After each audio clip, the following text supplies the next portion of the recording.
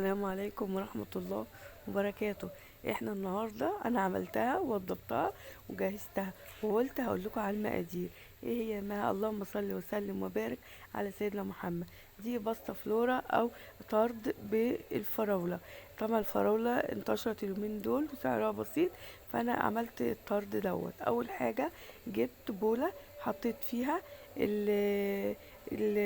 الزبدة، نص كوباية من الزبدة، نص كوباية من الزيت او ربع كوباية، وبنجيب الدقيق بتاعنا حوالي 3 كوبايات، ونحط بيضاية ونحط فانيليا وبيكنج باودر، ونقعد نبسها في ايدينا زي ما انتوا شايفين، ونجيب صينية ندهنها ونحط فيها العجينة بتاعتنا ونبططها ونحطها في الفرن.